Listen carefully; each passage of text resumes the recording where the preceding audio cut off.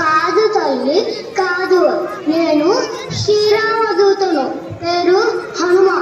జాడ వెతికి స్వామికి విన్నవించుకోవడానికి కంకణం కట్టుకున్న కపిసేన వాణ్ణి.